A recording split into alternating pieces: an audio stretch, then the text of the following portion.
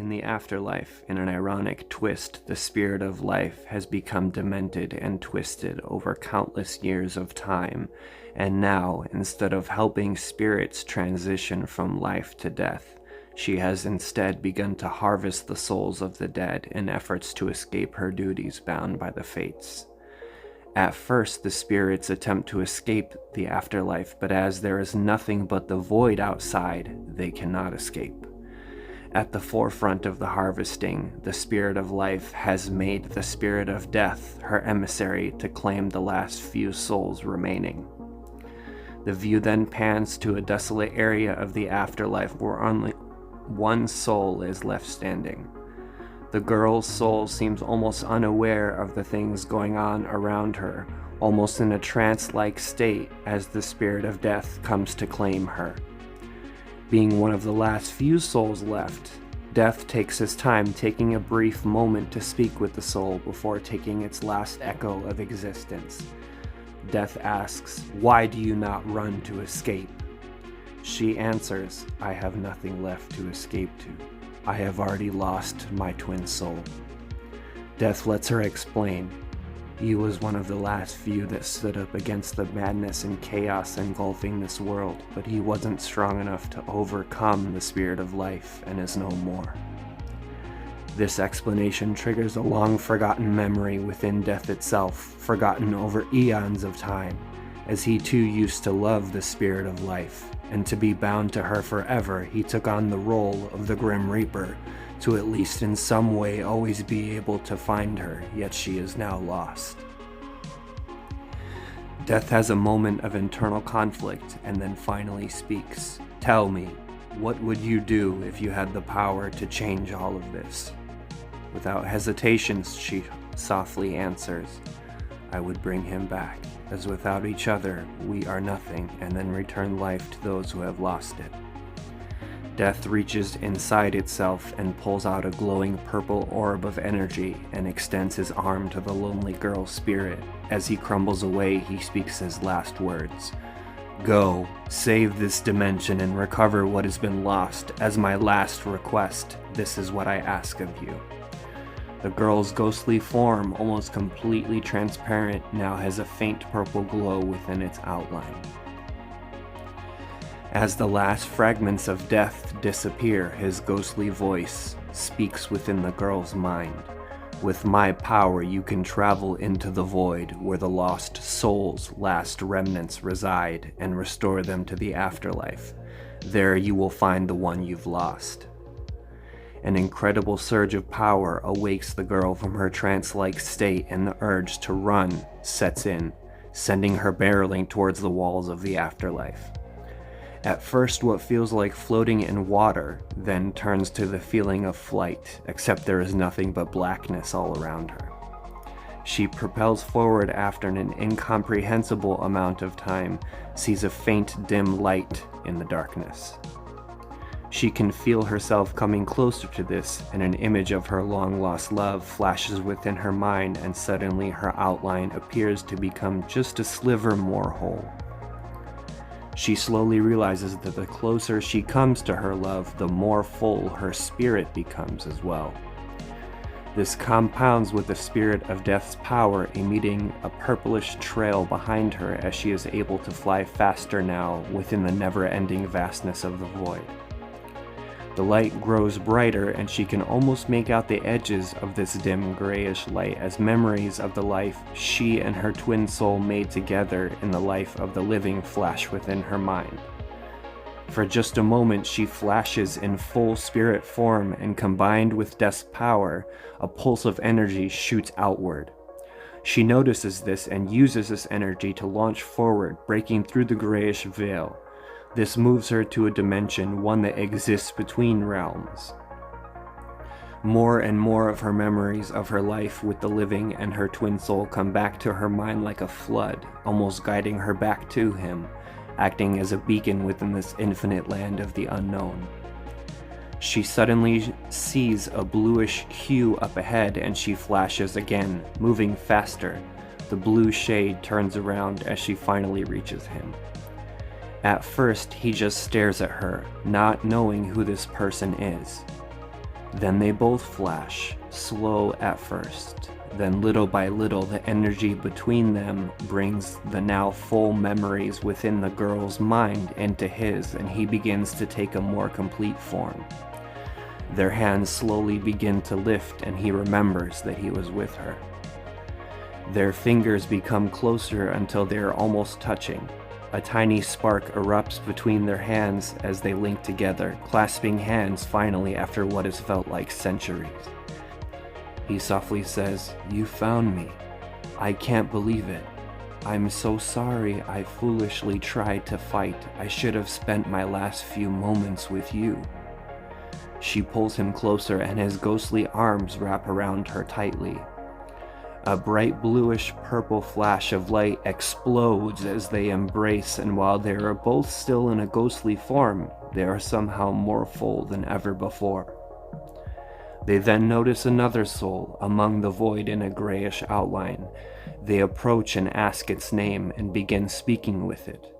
It responds, and this interaction of recognition within the spirit causes it to pulse as well, feeling the magnitude of this newfound immense power between the twin souls. The view then pans back to a new dimension, one where the auras and souls of the dead are free to be in peace, resembling a dense forest but with a wide open clearing in the middle. The ghostly spirits of the creatures that once lived on a planet called Earth roam about, as these creatures also existed on the same plane as the twin souls. They are also able to exist there. This triggers a realization within the twin souls that this is what they must do. They must rescue the souls of the dead from this ghostly void and allow them to pass into this new, peaceful dimension their love has created with their rekindling. As time progresses, they rescue more and more of these lost souls until they finally are only able to find one left. It is the spirit of death now returned to his once human-like form. So, you've found each other. Your next task is to transition back to the afterlife and rid its dimension of the chaos that now exists within it, as it will spread and engulf all of existence if it is not stopped. The twin souls look at each other and nod, joining hands once again, before extending one arm each towards death, rescuing him as well. "Thank you," the spirit of death softly speaks. "Please bring her back to me," as he transitions to the peaceful plane the two have created. As this happens, they notice a door begin to form where death once stood. Pulses of chaotic energy flow outward from the door as they move closer to it. They can feel the turmoil and dissonance in this other realm as they begin to make the transition back into this final chapter of their mission. The scene moves back to the afterlife dimension, now nothing remaining of this once safe haven but explosions of chaotic energy resembling the form of a black hole. The twin souls take a moment and look towards the most central point within the realm. There is a large glowing aura of pure chaos with what sounds like screams of agony being heard from within, along with something dark and sinister pacing around within the energy. They reach the outside wall of the energy barrier and each put one of their hands on it, the other hand clasped together with the other. The two begin to pulse once again, looking at each other and locking eyes, ever grateful to be by each other's side once more. They then look at the barrier wall where the smallest of cracks begins to form. Together they strike the crack as one, causing the crack to stretch and break away some of the barrier. With this, they are able to move into the innermost circle of energy, but to make it through this space, they must embrace and move into the area in one motion. The friction of them passing through the wall of energy mixes with the instability of the chaotic dimensional energy, fusing the twin souls together, becoming one being. Now more powerful than the two of them separately, along with the spirit of death's energy, they are now a godlike being themselves, standing for love and peace as a last beacon of hope to those who are no longer on the plane of the living. The agonizing screams begin to converge into a singular point, and an opposing being begins to take form. Bright colors of crimson and dark shades of red burst outward and form a woman-like body, yet horribly disfigured and morphed by the chaos around her. The two gods stare each other down until finally the twisted spirit of life speaks in what sounds like thousands of voices from the one she's consumed to gain this power. What are you doing here? How are you not dust? Where did you get this power? The joined twin souls speak as one. We have rekindled our twin flame despite obstacles of incomprehensible magnitude and will not stop until this plane is set free from this madness. The twisted spirit of life howls at this, and the shrieks further amplified by the souls of the dead, causing visually perceptible waves of energy to burst forth. You both are nothing more than insolent, naive children. The power of love is nothing compared to the raw power of space and time. You cannot even begin to hope to match my strength. The two beings face off, clashing over and over in immense glorious outbursts of purplish, bluish, and reddish hues as they trade blows, almost dancing back and forth as they battle. At a key moment during the struggle, the twin souls move close to the spirit of life and cry out, "Do you remember?" "Remember what?" the spirit of life roars back. "The one you lost," the twin souls whisper as the two gods are now deadlocked in a power struggle. The spirit of life breaks her focus for just a moment as something begins to happen. She howls again, still enraged by the madness and chaos around her, now with almost the entire realm seemingly reacting to the screams and violently vibrating all around them. The spirit of life moves in a frenzy, faster than before, and this catches the twin souls off guard as she strikes a blow that cleaves them in two. Now separated and weaker, they struggle to both dodge her attacks and attempt to re-merge to regain their power. The man's soul yells out, "We asked if you remembered because we wanted you to know that he still has a place in his heart for you." The spirit of life replies, "Who do you speak of? No one exists such as this." But somehow something inside of her speaks against this, almost like a friendly voice, one that she had not heard in ages to the point where it had become forgotten. "I remember you," the spirit of death speaks, within the spirit of life itself, and her eyes widen as she immediately pauses. I remember you." The spirit of life now completely transfixed on this new yet familiar voice within her. The twin souls link hands together but don't fuse back to their mighty form as they realize what is already happening in front of them. "We were once one as they are, and to thwart death itself we took on their roles to be together for eternity, but we have lost our past and forgotten the strength that held us together all these years," the spirit of death reminds her. The twin souls also remember their years together on the plane of the living, now whole again, cherishing memories of time spent unaware of these worlds outside of their own. They realize that our lives are nothing but slivers of existence, etching them out together on the walls of space. We carve our marks of life and of where we once stood, hopefully with a counterpart like the twin souls as time progresses ever onwards. These fragments of the past remain unchanged, glowing and echoing in memories, reminding those that come after us of our mistakes and, more importantly, who and what we hold close to our hearts. The twin souls then use their power to call upon the spirit of death's remaining life force from the peaceful realm they have created to this central point of chaos in the afterlife.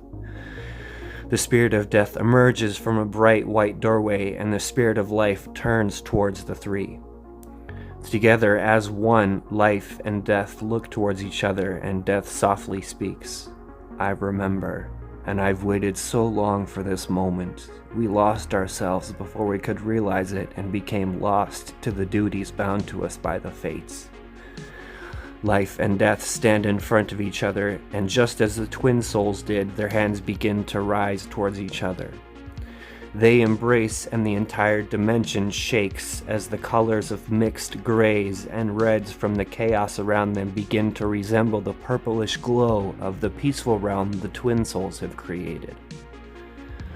Suddenly, a couple of the rescued souls begin to return to the afterlife, and now starting to merge itself with the peaceful realm the twin souls had created. More of them begin coming back, but through all of this, life and death cannot break their gaze from one another, as nothing else truly exists without the two of them. They turn to the twin souls and as one speak, "Thank you for helping us remember what we'd once lost, for saving this place and all of the souls within it." The twin souls look at each other and then back at life and death and reply, "We can only thank you. You gave us another chance to be together, and we will use this chance to maintain this safe harbor for the souls of the dead." The four of them nod at each other before the spirits of life and death turn away from the twin souls and stare into each other's eyes before their lips meet in a long-desired kiss. Their hands link together as they begin to fade, not into nothingness, but instead into eternity, to some unknown realm with just the two of them, their own fraction of existence to be by each other's side forever. The twin souls now turn towards all of the souls that are now returned to existence from the void they were once trapped in. No words are spoken, yet none need to be. A feeling of thankfulness easily made apparent for all to see. As the view pans slowly outward, the realm gradually completing the transition to the purplish glow that once retained itself within the spirit of death's life force, now with equal streaks of emerald interlaced within it, representing the spirits of life and death, they themselves now serving as a beacon of how to be. As the view begins to fade out, we see the twin souls walking amongst the returned, holding hands, and for the first time, we are able to see that they are smiling, now able to be together until they too eventually will transition and reside in their own realm, destined to remain together until everything ceases to be. The end.